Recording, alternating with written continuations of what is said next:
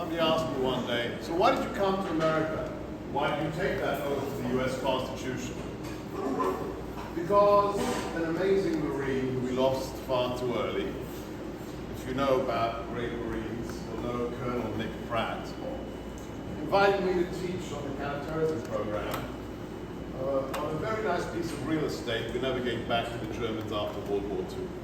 It's called Garmisch-Park here. And I did that for 4 years with an incredible diverse group of military professionals from across the planet, and I mean across the planet, from Bangladesh to France. We bring them together, and we train them on CT, and then we go out and we kill Al-Qaeda. But you know what was most satisfying for me? It was the Americans in the room. And as a Brit born to Hungarians who escaped communism, I just said to myself one day, you know what? I want to work for the American military. So one day, we upped sticks, we had no money, we rented one of those long containers, we spent 3 weeks putting all our stuff into one of those containers, waved to it, and hoped we would see it in Pennsylvania 6 weeks later. That's how we moved here. And I ended up, the first time I took the oath, the Constitution, as a DOD civilian teaching irregular warfare at Fort McNair. But that led all the way to the White House, to work with strategists for the president. So we are here because of you, because of the grit, the determination, and how your lives prove every single day why we are the greatest nation on God's green earth. And it's a funny thing, I always felt as an outsider. There's just a guy in a suit with a funny accent teaching class. Until a couple of months ago, my son, who was bored, decided he's going to run an Ironman. If you're not familiar with an Ironman is, it's 3 miles of swimming, 110 miles of bicycling, oh, and then a marathon in 1 day. I was tired thinking about it, okay? And he's doing this in 96-degree heat in Texas. And whilst he's halfway through the marathon, Dad says, I need a cigar. So I go to the local, I look up a cigar store, lovely cigar store. I go into the big humidor, and there's a veteran in front of me with his buddy, and he's in a wheelchair.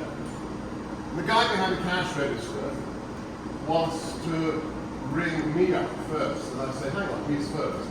The veteran says, no, Dr. Gorka can go ahead of me. We're going, hang on a second, what's this about? And the guy behind the cash register says, are you a veteran? To me, because there's a veteran's discount. And I said, no, not in America. I served in the British Army Reserves in an MIU. The guy in the wheelchair said, well, you're a veteran too. Amen.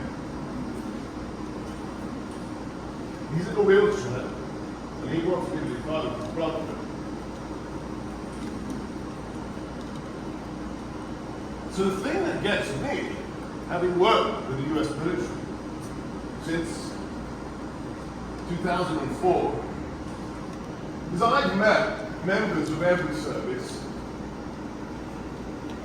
who vote Democrat.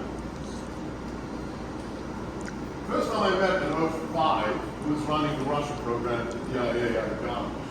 He said he's a Democrat. And he's a friend of mine, and I didn't know what to say. I'm like, sorry, what, Tom? Did you vote for who? For what? For Bill Clinton?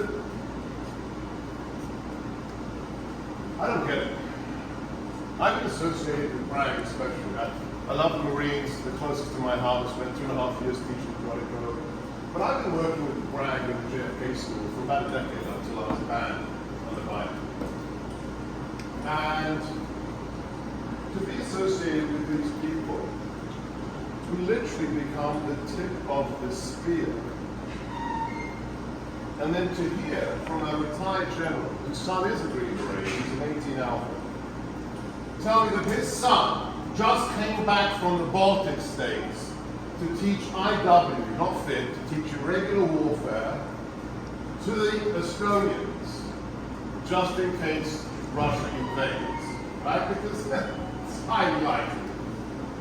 And his son comes back to brag, for liberty, not for me.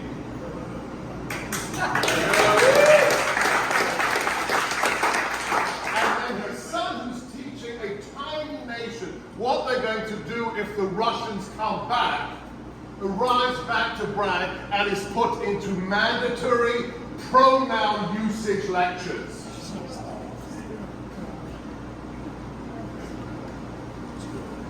I think it was Mike who said it, and it kind of boom, all out of the blue. It's so bloody obvious, but I hadn't even thought about it.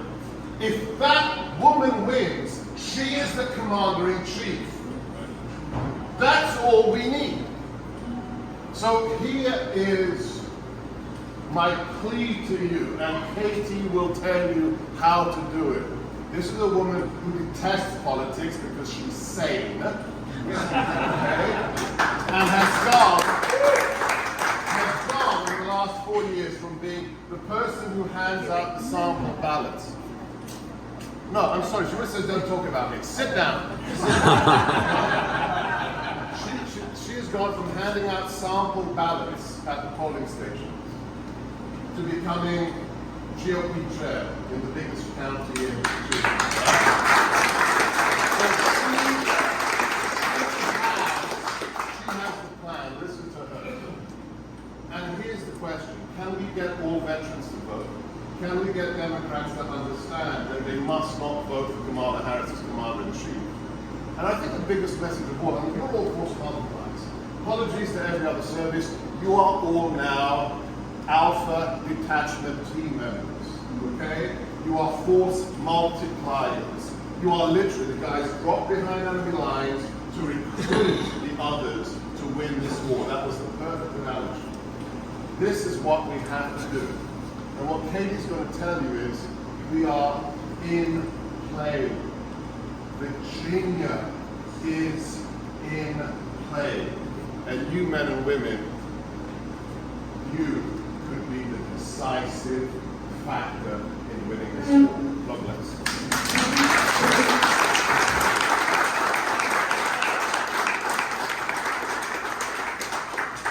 Okay, I'm going to be super brief because I'm really just here to tell you what you can do. So I want you to understand, first of all, that your Fairfax GOP is your grassroots army. So don't think Fairfax GOP establishment. We are not the establishment. We are the grassroots army that works year-round to get our conservative candidates elected. We have thousands of volunteers who are working on the ground to ensure that our elections are legal and that only legal votes count, and to make sure that people know who to vote for. So we really need you, and we need you to help, and we need you involved. So let me tell you 3 things that I'm going to ask from you. So the first one is, do you have a plan to vote? And what we are asking you this year, what President Trump is asking you to do, 2 things. Either apply to be on the permanent absentee list. If there is any chance that you're not going to be able to vote, get on that list. If you don't get on that list, make sure you vote early.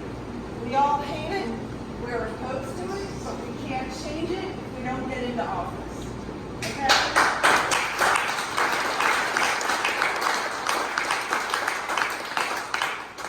Early voting starts September 20th. And think about people in your circle that might need help getting to the polls. Help them get to the polls. So plan to vote. The second is help get candidates elected by knocking on doors or making phone calls or writing postcards. And I'm going to tell you right now, I think the best way to do that is signing up as a volunteer with Trump Force 47. Trump Force 47. Here in Northern Virginia, they've got several offices. They're working out of our office in Fairfax. If you sign up with them, they will put you through a very easy 1-hour training, and they will give you, now I'm going to forget the number, 25 names, I think, of people. 25 of names of people to engage with. And what they're asking you to do is make sure you just connect with 10. So So I did my training last night. I looked at my list this morning, and I'll tell you what shocked me. Oh, and let me explain this. Their focus is low propensity voters. Okay, so we all know there are going to be a lot of people really fired up to go out and vote for Trump, but there are going to be a lot of people that think like we do, including veterans, but that they're not going to bother to vote for whatever reason. And here's the thing that really shocked me. When I looked at the list of names that I've been given, it was all young men in their 20s. Like, what? Why are these people not voting? So they're going to hear from me. So this is the second thing I'm asking you to do. The third thing I'm asking you to do is get involved with your Fairfax GOP. There are so many ways to do it. You can become a member, you can become a poll watcher, you can become a precinct captain. We need everybody's help. So I ask you to consider these, and let's win an election. Thank you.